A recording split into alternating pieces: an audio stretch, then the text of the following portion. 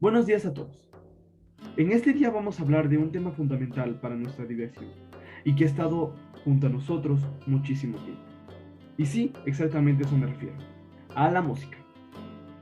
La música es una de las principales fuentes que ha tenido el humano para diversión y hasta ahora lo seguimos teniendo. Nos ayuda a concentrarnos, ayuda a poner dramatismo a una canción o a una película, nos da el sentimiento de alegría o de tristeza. Pero ¿a qué se debe esto? ¿Cuándo comenzó? ¿Qué es lo que cambió de hace varios años escuchar música hecha únicamente por pianos o por violines al reggaetón actual, al perreo intenso? Todo esto lo vamos a ver en este video. Comencemos con lo antiguo, los primeros pobladores de la humanidad. Vamos a ver, ¿qué era lo que tenían los primeros pobladores en los humanos? Posiblemente rocas. Pero esas rocas, ¿qué hacían el cambio a lo demás? Prácticamente se dice que los primeros pobladores utilizaban el sonido de la percusión para asemejar a lo que tenían en su ambiente.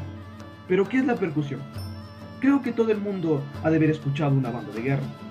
O si es que no, alguna canción famosa en la que suenen bajos como boom, boom, boom. Exactamente ese boom se podría decir que es la percusión. Es el sonido que se da cuando se chocan dos elementos. Generalmente yo qué sé, una piedra contra el suelo. Es exactamente eso lo que tenían los primeros pobladores. Pero, ¿esto es música?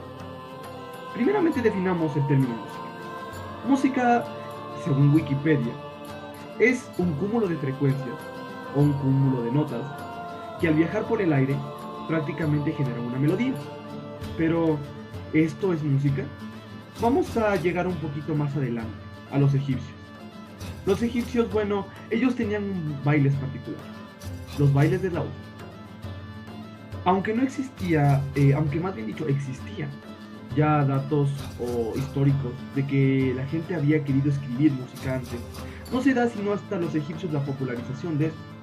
Los bailes de laúd prácticamente, si es que alguna vez hemos visto una película, es como lo que bailan los indios con sus trajes típicos, o con una mujer que tiene un cuenco en la cabeza lleno de frutas. Más o menos a esos ejemplos se nos da. Estos eran acompañados de bailarines y una banda detrás. Estas bandas generalmente tocaban sonidos que eran alegres o tal vez monótonos, con un toque de golpe, que era la percusión. Pero lo que más resaltaba aquí era la lira. Y se preguntarán, ¿qué es la lira? O si es que tal vez estoy hablando de la lira que se toca en las bandas de guerra. Y no, estamos muy lejos de la realidad. La lira que se tocaba en ese entonces era una arpa primitiva, para decírselo así. ¿Qué es una arpa? Una arpa prácticamente es un instrumento de cuerda que tal vez lo hemos visto si es que hemos visto películas de personas de la antigüedad. Es prácticamente un trozo de madera cortado en forma de U que tiene varias cuerdas entrecortadas. Y este instrumento se le llama, como ya hemos dicho, arpa. Pero la lira era algo similar a esto. La lira tenía una popularidad tremenda en la antigüedad, tanto así que se tocaba en la mayoría de las fiestas para grandes nobles o reyes. Estas generalmente se comenzaron a desarrollar desde hace mucho tiempo, exactamente en Mesopotamia. Inclusive ahí se dan los primeros tipos de escritura de la música, que obviamente fallaron. Pero lo importante de esto es que este instrumento, por su facilidad, permitía al artista tocar música y cantar. El canto ha sido una de las bases fundamentales para nuestra estructura musical. Es más, se dice que después de la percusión, lo primero en utilizarse fue la voz. Y es por eso que la voz ha sido tan fundamental para estos nobles en sus bandas. Ahora vamos un poquito más adelante. ¿Cómo es que cambió tanto de simplemente escuchar música en lira con, con unos bailarines a tener actualmente el músico de reggaetón? Pues bueno, vamos a ver cambios tremendos, como por ejemplo los que hubo en Grecia. Primeramente, la lira seguía siendo el instrumento predilecto, se podría decir, de todas las personas. En esto nos vamos a centrar en los trovadores. ¿Quiénes eran los trovadores? Los trovadores eran las personas que traían historias o que contaban historias con un sonido musical de fondo hacia la demás gente, hacia el pueblo. Estos prácticamente llevaban información, mensajes, leyendas, a través de una forma dinámica. Se podría decirse que eran los que contaban historias de los pueblos. Ellos, acompañados de su gran facilidad para tocar música y a la vez cantar, podían hacer esto. Y es por eso que se comienza a popularizar la música fuera de los bailes o de la preparación con los trovadores. Pero vayamos un poco más adelante. Después de este gran cambio que hubo, donde los artistas podían ya ser uno, sin necesidad de los bailarines o sin necesidad de estar contratados para un noble, vamos a ver que en Roma se retoma un poco esto, aunque se comienzan a ver los instrumentos de viento el doble. En Edad Media y en la época romana, los instrumentos pasan a ser principales para la expresión y explicación de normas. Vamos a encontrar la música sacra, la música dogmática, música que no venía acompañado sino de un sentimiento, de una idea, de clero. Pero, ¿por qué pasó de tener esa música, una música que era para entretenimiento de los reyes, a ser una música adoctrinal? Pues bueno, prácticamente con la llegada de la Edad Media, con época de los romanos, el cristianismo se puso mucho de moda y prácticamente satanizaron a todo lo que era la música normal, a la música que no era sacra. Y era por eso que en Edad Media comenzamos a encontrar sonidos monótonos, sonidos de simplemente un golpe simple, de simplemente estar basado en un compás, como generalmente do, que eran la mayoría de los cantos. Pero aquí se da una cuestión muy importante, que era el procesamiento de la voz. Prácticamente con los coros que había en las iglesias, la música comienza a tomar un papel importante para todas las misas. Y con esto, varios artistas en el Renacimiento pudieron convertirse en algo más, llevar más allá toda esta música. Comienza la existencia del piano y de la guitarra, pero sino que también la popularización del violín. Con estos tres instrumentos principales, en época del Renacimiento, acompañado de grandes figuras como Bach, se comienzan a dar las primeras notas musicales que no eran sacras, sino que eran simplemente instrumentales. Estas tuvieron un buen agente, tal que la música más predilecta de todas las personas, independientemente de su clero, vendría a ser esta. Y esto no se da sino impulsar con la llegada de la música clásica y el romanticismo. Vamos a ver que estas dos épocas son muy similares, pero se diferencian mucho a la vez. La música clásica. Todos alguna vez hemos escuchado alguna obra de Beethoven o tal vez de Mozart, quienes fueron uno de los principales mostradores, podría decirse, de estos géneros. Se utilizaba muchísimo lo que era el piano y lo que era el violín. Eran músicas simplemente instrumentales que hacían bailar con nocturnes y sonatas a todas las personas de un lugar. Estas podrían ser tanto movidas hasta para declarar el amor a otra persona. Lo mismo con el romanticismo, que tuvo muchísimo que ver con el Renacimiento, con tonos un poco más oscuros o alegres que trataban de influir en los sentimientos de las personas. Aquí tenemos un muy buen ejemplo de personas como Pachelbel, quien fue uno de los mayores expositores en piano de estos temas, que tuvo la facilidad de hacer tanto nocturnes como sonatas para la gente, pero que lograban influir en sus sentimientos. Con esta premisa se logra entender cómo es que evoluciona tanto la música. Y ahora vamos a llegar a lo más importante, a la música actual. Yo he dividido este segmento en 5 grupos principales. Música de los 50, música de los 60, música de los 70 y música de los 80. Prácticamente son las 5 principales cambios que ha tenido la música en la antigüedad. Y no tan antigüedad, si es que hablamos simplemente del pasado. Pero vamos a ver cómo estos géneros han influido tanto en nuestra música actual. Comencemos con la música de los 50. Exactamente, tenemos a Elvis Presley. ¿Quién era Elvis Presley? Bueno, se podría decir que prácticamente era el mayor expositor de la música rock. Pero, ¿cómo llegamos de escuchar música clásica a música rock? Aquí podemos ver que cada uno de los pueblos en este instante tenía mucho en la base de música típica, prácticamente acompañado por orquestas, como lo que tenía el Ecuador en el pasillo. Más o menos este tipo de culturas venían acompañadas con un cantante que podría ser así igual o semejante a un trovador, y también lo que vendría a ser una orquesta detrás. Pero esto cambia con la llegada de la música rock.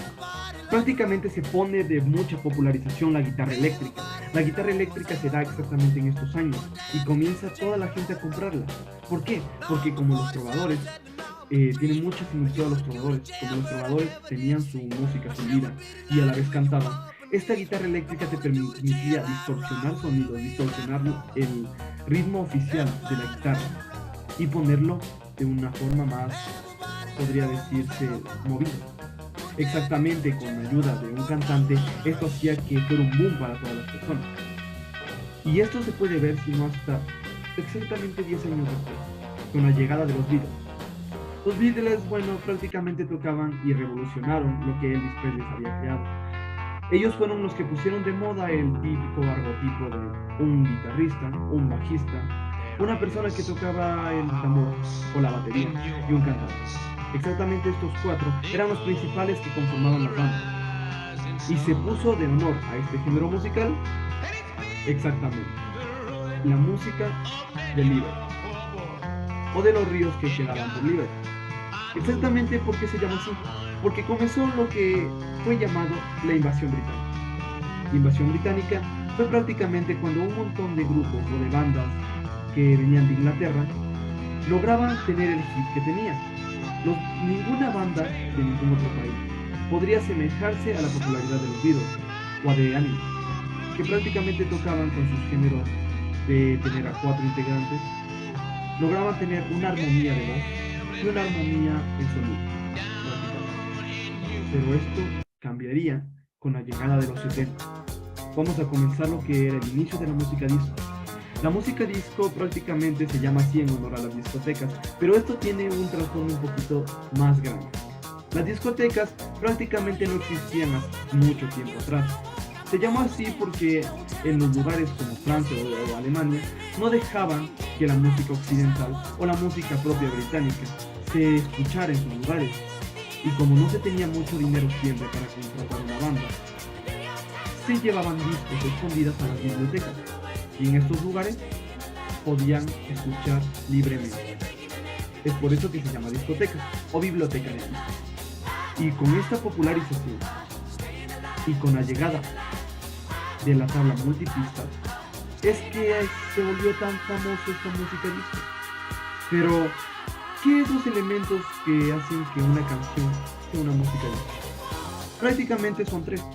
El sonido de bomba, que prácticamente llegaría en todos los espacios vacíos. El boom, boom, boom. También podemos ver que la música disco se basó en lo que vendría a ser la guitarra funk. ¿Pero qué es la guitarra funk? La guitarra funk era una especie de modificación a la guitarra eléctrica para que sonara más movida, para que sonara más alegre. Y es por eso que también se popularizó tanto la música disco. Tenía un sonido peculiar, más electrónico, que hacía que las personas quisieran más bailar. Pero vamos a ir un poquito más adelante. Vamos a ir a los años 1980, con la llegada de la música electro pop. Se puso famoso con la llegada de los sintetizadores. Los sintetizadores, ¿qué es? Prácticamente son pianos que pueden distorsionar sonidos a niveles más increíbles de lo que llegó a ser la guitarra eléctrica. Los sintetizadores te proporcionaban un sonido más como esto. Exactamente, un sonido más armónico. Y esto es lo que le caracterizaba a esta época. En esto, prácticamente los sonidos, la base. Y esto podría ser cambiado si no hasta la llegada de los 4 acordes del pop, que llegó un poco más adelante, en los años 1900. ¿Qué son los 4 acordes del pop? Prácticamente, si es que hablamos de sol mayor, do mayor, esos son los acordes del pop. Son conocidos y son famosos por la mayor integración y popularidad que ha tenido en todo lo que ha tenido en todo el mundo. Prácticamente son lo que cimentó al pop moderno. Esta música se caracteriza por tener o llevar a veces autotune, que es uno de los inventos que se dio exactamente por estas épocas, pero no se populariza sino hasta 10 años después, en los 2000. La música actual que estamos hablando de esta época se basa con la llegada de grupos como Metano, o Mecano, que impusieron las bases del pop. Después vamos a ver, a la llegada de los 2010, la música más famosa que ha llegado a ser el reggaetón. Pero, ¿qué es lo que hace el reggaetón diferente al pop? Si es que tiene algunas mismas bases, como el autotune, el sonido intermitente, los 4 acordes. Lo que hace el reggaetón diferente es su movimiento, los toques de tambor, el sonido de redobles. Es lo que hace que el reggaetón sea tan movido. Y es por eso que los cambios que ha tenido la música a lo largo del tiempo siempre se ven influenciados por una moda que no sea tan diferente a las que ya había.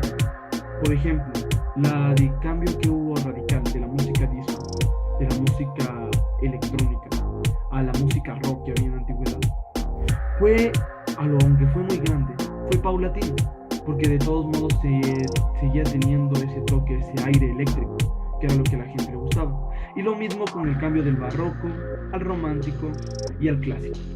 Como podemos ver, todos estos tipos de épocas musicales fueron influenciadas gracias a que nosotros los humanos tratamos de buscar sonidos nuevos. Y nosotros siempre estamos abiertos hacia encontrar y disfrutar la música.